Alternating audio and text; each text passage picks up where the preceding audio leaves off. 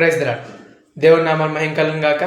మరొకసారి కలుసుకునే భాగ్యాన్ని దేవుడు మనకు అందించేందుకు దేవుడికే వందనాలు చెల్లిస్తూ వాక్య భాగంలోకి వెళ్దాం. ఈ దినం మనం దేని గురించి ధ్యానించుకోబోతున్నామంటే, అందరూ తెలివి కావాలి, జ్ఞానం కావాలని ఆశిస్తూ ఉంటారు. తెలివి లేదు, జ్ఞానం లేదని బాధపడుతూ ఉంటారు. అలాగే సంతోషం, ఆనందం అనేది వెతుకుతూ ఉంటారు. అనేక చోట్ల వెతుకుతూ ఉంటారు. కొంతమంది గేమ్స్లో వెతుకుతూ ఉంటారు, కొంతమంది స్పోర్ట్స్లో వెతుకుతూ ఉంటారు, కొంతమంది స్నేహితుల దగ్గర వెతుకుతూ ఉంటారు, కొంతమంది బంధువుల దగ్గర వెతుకుతూ ఉంటారు. కొంతమంది అయితే ఎక్కడ ఆనందం దొరకక బార్ షాపుల్లో ఆనందం వెతుకుతూ ఉంటారు.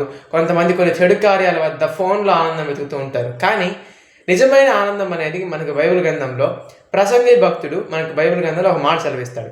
ఆ లేఖనాన్ని మనం చదువుకుందాం. ప్రసంగి గ్రంథం 2వ అధ్యాయం 26వ వచనం మనం చదివినట్లయితే, ఏలయనగా దైవ దృష్టికి మంచివాడుగా నుండువానికి దేవుడు జ్ఞానమును, తెలివిని, ఆనందమును అనుగ్రహించును. హల్లెలూయా.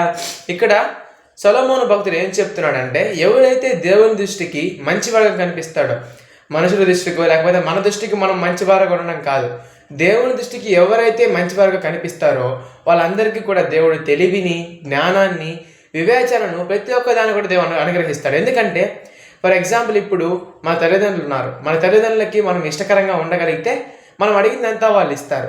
అలాగే దేవుడి దృష్టికి మనం ఇష్టకరంగా ఉండగలిగితే దేవుడు మనకి ఆనందాన్ని, జ్ఞానాన్ని, తెలివిని మనకు అనుగ్రహిస్తాడు. కాబట్టి దేవునికి ఇష్టకరంగా, దేవుని దృష్టిలో మంచివాడుగా తయారు చేయబడదాం.